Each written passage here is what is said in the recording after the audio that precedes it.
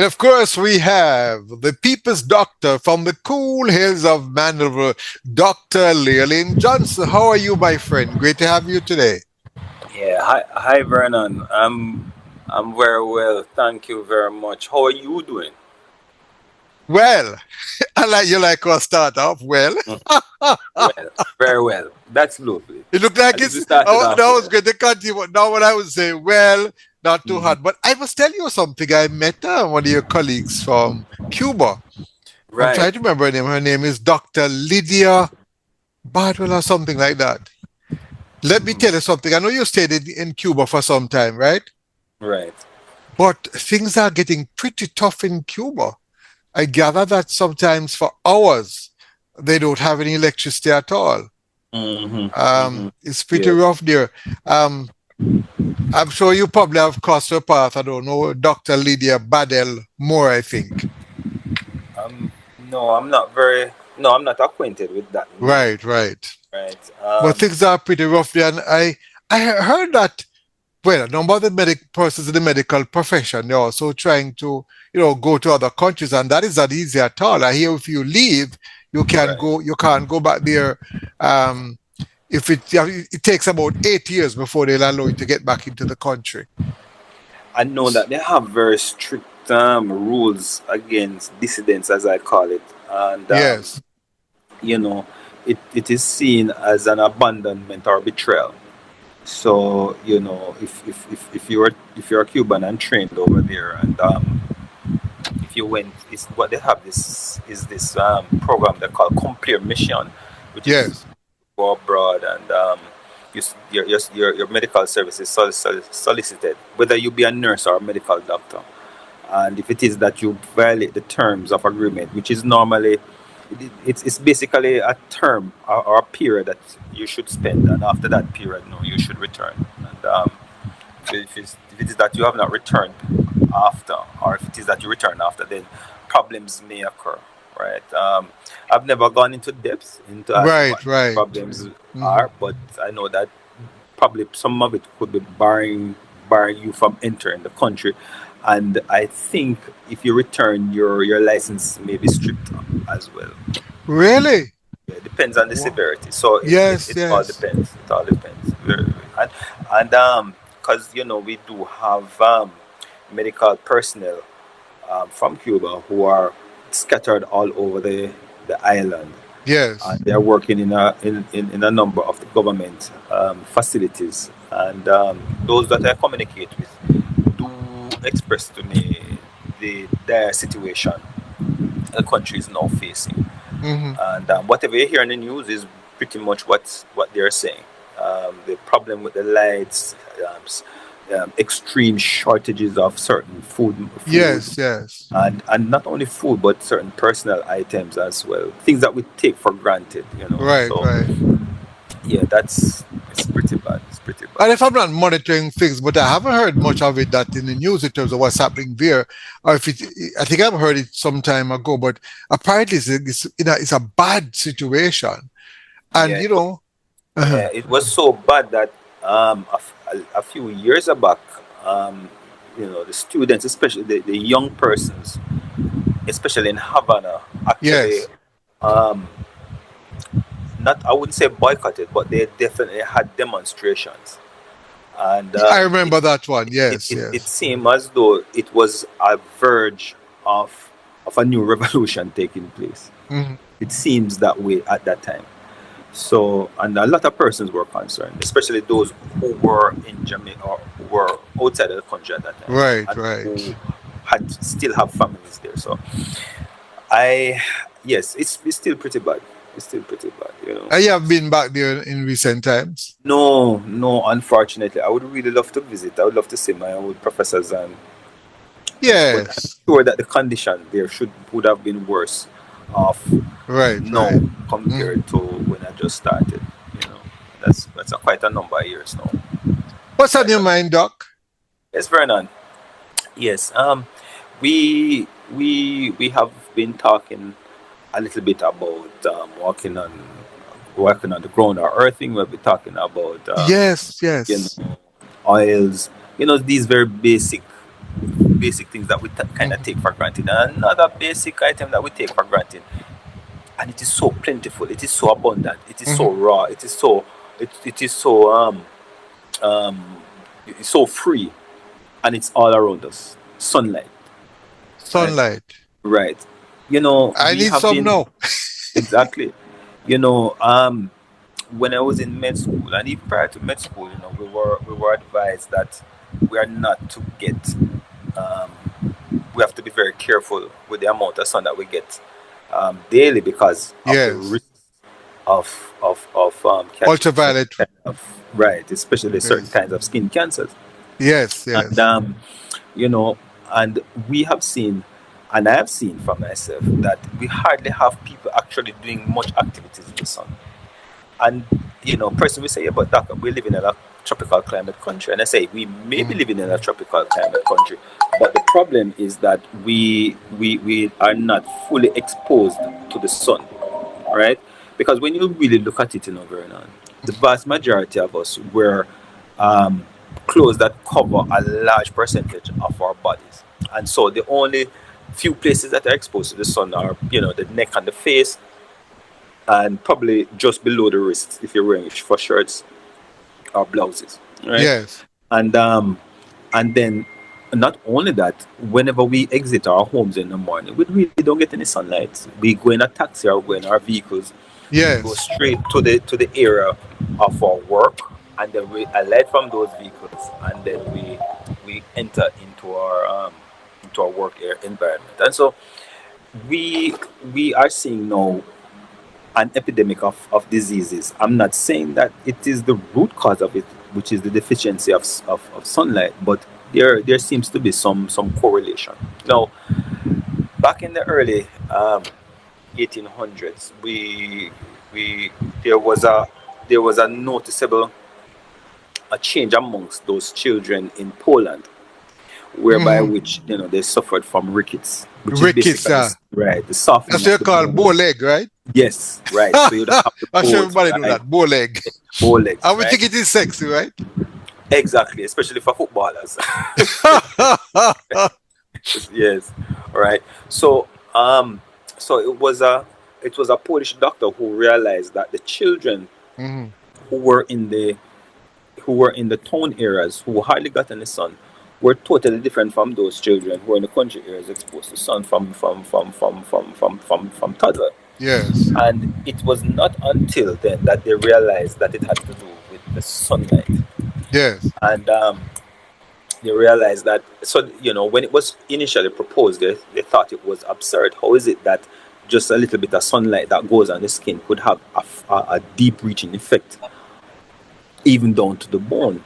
Right. And Right. it was over a period now that they realized that there was an association between the sunlight and the production of vitamin D, Hmm. which is necessary for bone strengthening and absorption of the calcium from the intestine and depositing it on the bone, so that it not only grows but also grows and becomes hardened and tough, right? So Yes. it can manage the stress of the body without fracturing or breaking. And the complications of rickets is not only a deformity of the bone, but there was an increase in the number of those children suffering from respiratory problems and dental caries. Really? Right? Yes, Yeah, it the was dental can stand bones. Yes. Yes. right. So there was an association between rickets and those two other conditions. Now, Hmm. as after a while, it was noticed now that once you started irradiating these persons or having them sunbathing, Hmm. because Hippocrates even spoke about sunbathing back, that it should be used as a form of medicine, both for your physical, both for physical and emotional Hmm. well-being, right? So this was predating the birth of Christ. And and so the ancient teaching of vitamin D or sunlight being a source of medicine actually was revitalized during those periods, especially back when it was noticed that there was an improvement in children who were exposed to sunlight. Hmm. Now, going further now, there are some other scientists who said, who theorized then that if it is that sunlight can improve somebody's condition, why not try and enrich your foods with vitamin D? And so Right. there is a precursor they call I tell you ergoton. what, Doc, on the hold that point there, we're going to go for the break and come back. This is Your Health, Your Wealth. Our guest is Dr. Llewellyn Johnson from the cool hills of Mandeville. I'm your friend, Vernon Darby. This is Spot On, so come back. Don't move.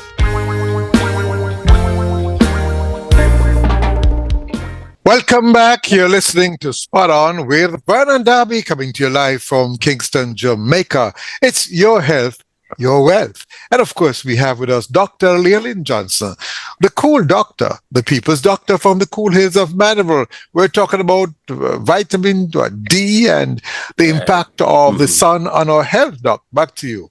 Yes, thank you very much, Vernon. So, so we had learned that there was an association between lack of sunlight and certain Yes. forms of diseases, and therefore, by introducing sunlight to those individuals, there was a reverse of their condition.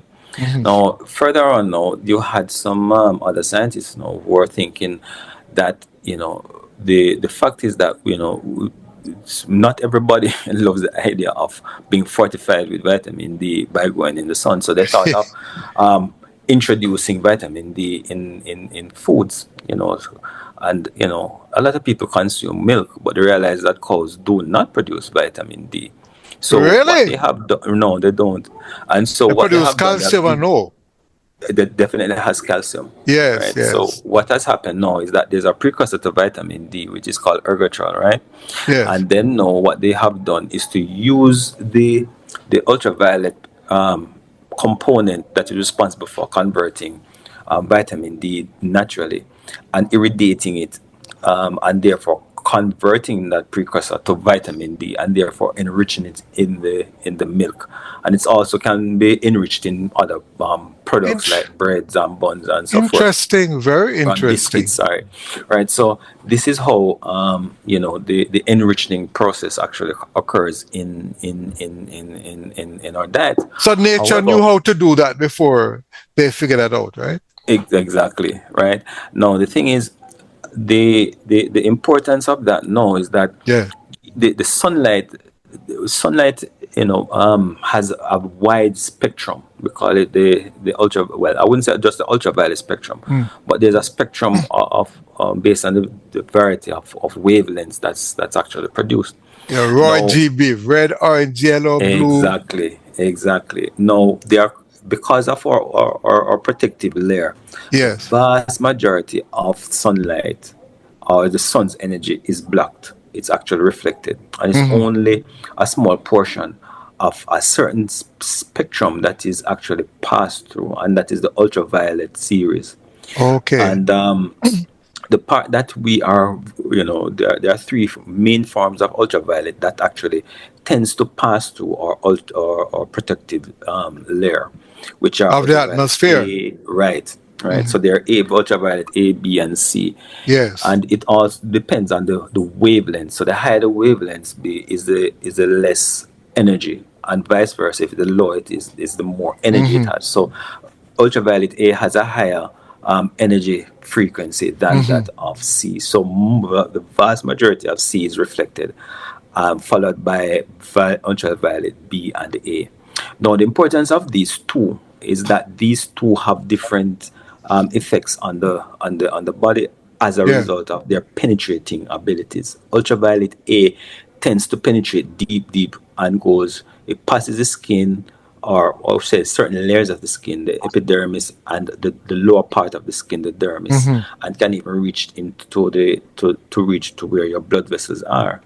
Now the other section now, which is ultraviolet B, is mainly confined to the upper outer surface, which is the epidermis. Epidermis, right. Right. Now, for us as black people, now we realize, well, not just black people, but once you're in the presence of sunlight, Hmm. there's a group of cells that are called melanocytes, and the melanocyte sits between the epidermis and the dermis, and they produce these substances that are called melatonin, Hmm. and these now actually hover further up to your skin or to the layers, and actually produce like an umbrella over your nucleus, or where, and this is where your DNA sits or resides.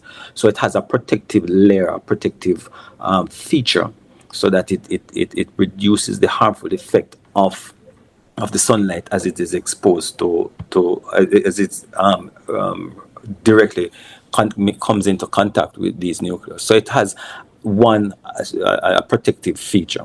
Now, Yes. when we eat or whenever we consume oils, the sunlight, once it hits the skin, the oils are converted into the precursors of vitamin D, and then it forms into its most active form, vitamin D3. And it is this D3 that actually goes around the body and does its activity. And this D3 also is a precursor to other phytochemicals, other chemicals that's actually utilized in the body. Now, what we have observed, Verdon, is that vitamin D has an association, or an increased amount of vitamin D has an association with certain kinds of illnesses, and the lack thereof also points out to that. There's a study that was taken out where, depending on your geographical location, the higher up you are in terms of the altitude, once you pass 30 degrees up, it's the less the amount of sunlight that you're going to be passing through the ozone, or Hmm. through that protective layer. And so, so us as black people, we are suited for near to the equator, because the sunlight, especially during the summer period, tends to be more of a 90-degree angle, so you have majority of the sunlight. Once the winter approaches, now there's an sunlight starts coming at an angle, so it cuts it down further, Hmm. right? So you're not going to have that amount of these forms of radiation occurring. And so, as I said, for us as dark skinned persons, we are better suited near to the equator. Meanwhile, those who, and for us as darker skinned persons, we are not really meant to live in higher altitude areas, because we're not getting that amount of sunlight. And because Right. of our melatonin, because of this pigment, we tend to block a lot of this vitamin D. This, Dr. yeah. Johnson, I understand that there's a theory that life started in Africa. So it started with black people. But when we moved out of Africa to other countries, we lost the melanin, you call it? Yes, that is That's a a theory. theory. Yeah, Yes. that is one of the theories that actually is postulated, Right. and it makes sense because, you know um, persons who are lighter skin colors like yourself, and even more so Caucasians, Mm. they can, be exposed to the same. Comparing a dark skinned person to a Mm. Caucasian, if they should go out, a Caucasian should go out. Let us say they're going to the beach. The Yeah. Caucasian in this side of the hemisphere only needs 15 minutes of sunlight to produce, Yes. Yes. about 25,000 units of vitamin D. Hmm. Now, for us as dark skinned people, we have to spend at least an hour and a half to get that same amount of sunlight, vitamin D. So it goes to show that we know that is why we can tolerate longer periods of sunlight than Oh, than than than than um I'm than the gonna white give you person. trouble now. We'll have about 3 minutes left. If that is so, so why some of us bleach our skins and we are living Oh in the my tropics? goodness. This is the Vernon. You Yeah. see, this is where we are going to have a well, I wouldn't say a pandemic, but we're going to Yeah. have a crisis on our hands. Not necessarily now, but later on in the future, because there's a reason why we have this protective layer in our Right. skin. And it has to deal with how it is that it helps to protect us. Hmm. And once this is removed, we are going to have complications. In our next, or in our follow-up series, we're going to go deeper into the effects of vitamin D on our health, and the lack thereof, how it is that it can cause ill health. And we and hopefully by the end of this presentation, we'll have more people going out into the sunlight, especially our young children, to be more exposed to sunlight.